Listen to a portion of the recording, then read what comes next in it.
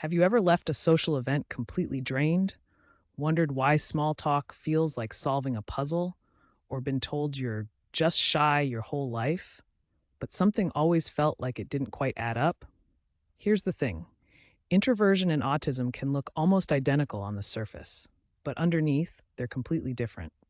And today I'm going to show you exactly how to tell them apart. Hey everyone, welcome back to the channel. If you're new here, this is a space where we talk openly and honestly about autism. For autistic adults, for parents, and for anyone who just wants to understand themselves or their loved ones a little better. Now, this question, am I autistic or just introverted, is one of the most common things I get asked. And I get it. There's so much overlap that even professionals can miss the signs. So in this video, we're breaking down 10 key differences that'll give you real clarity. Quick note before we dive in. This video is educational, not a diagnosis, but by the end, you'll have a much clearer picture. So stick around because number 7 surprises almost everyone. And if you find this helpful, hit that subscribe button. It genuinely helps this channel reach more people who need it. Let's start with the foundation, because this is where everything else makes sense. Introversion is a personality trait. It's about where you get your energy. Introverts recharge by being alone, and social interaction, even when they enjoy it, tends to drain their battery. That's it. It's not a disorder, it's not a diagnosis. It's just how someone is wired energetically. Autism, on the other hand, is a neurodevelopmental difference. It affects how you process the world, your senses, your communication, your relationships, your need for routine. It's not about energy. It's about how your brain is fundamentally built to experience reality. So here's the key takeaway. An introvert chooses solitude because it feels good. An autistic person might seek solitude too, but often for very different reasons, like avoiding sensory overload or the exhaustion of masking. We'll get into that. Difference number 1, introversion is about energy. Autism is about brain wiring. Same behavior, completely different cause. Let's keep building. Okay, this is where things get really interesting. Social interaction. Difference number 2, the desire for connection. A lot of people assume autistic people don't want friends or relationships. That's a myth. Many autistic people deeply want connection. They just find the process confusing or overwhelming. Introverts, by contrast, usually understand social rules perfectly well. They just prefer smaller doses of socializing. Difference number 3, reading social cues. This is huge. Introverts typically read facial expressions, tone, and body language just fine. They're often quite perceptive. Autistic people frequently find these cues genuinely hard to interpret. Sarcasm, hidden meanings, unspoken rules, these can feel like a foreign language. Difference number 4, small talk. For an introvert, small talk is often just tiring or a little boring. For an autistic person, small talk can feel genuinely pointless or even distressing, like, why are we talking about the weather when we could talk about something real? And here's something beautiful about autism. When the topic shifts to a special interest, that same person who struggled with small talk might light up and talk for hours.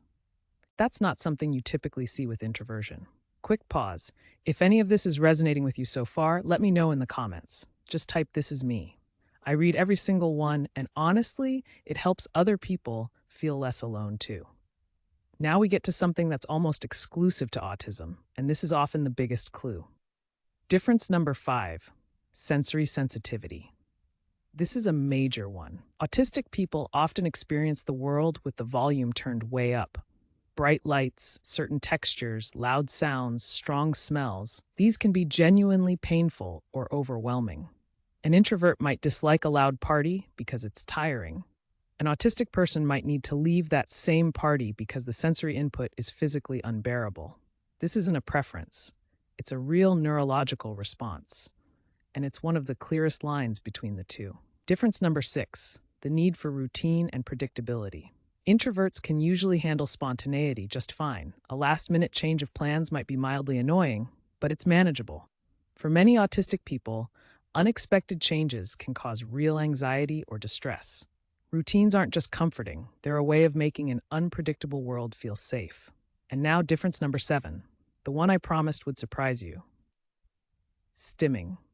This is self-stimulatory behavior. Things like rocking, hand flapping, repeating words, or fidgeting in specific ways. Autistic people often stim to self regulate, to manage emotions, or to cope with sensory input. Introverts don't typically have this. You might fidget when you're nervous, sure, but consistent, self soothing stimming is strongly associated with autism, not introversion. A lot of people watching right now might suddenly realize, wait, I've been doing that my whole life and never knew what it was.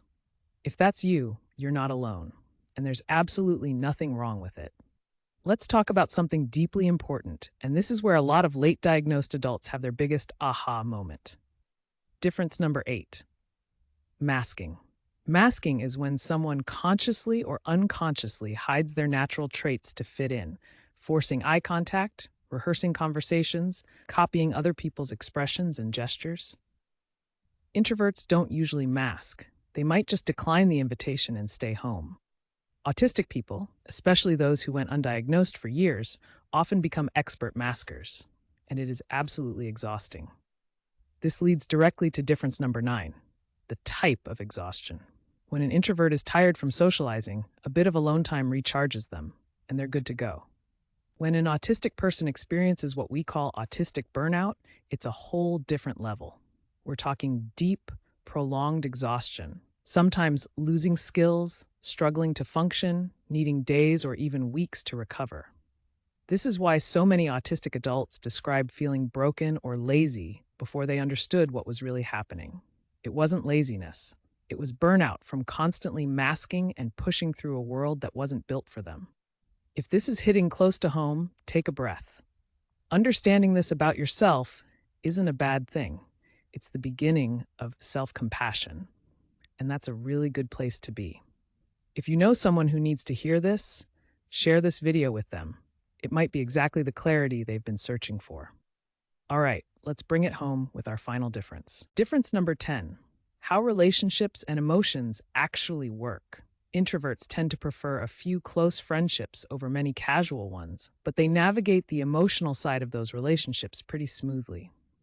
Autistic people often crave deep, meaningful connection too, but may struggle with the mechanics, knowing when to reach out, interpreting mixed signals, or expressing emotions in ways others expect.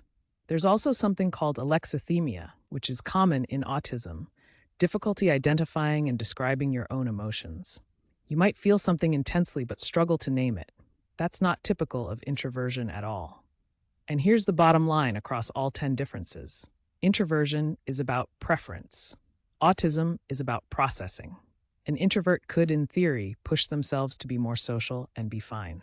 An autistic person isn't dealing with a preference. They're navigating a fundamentally different way of experiencing the entire world.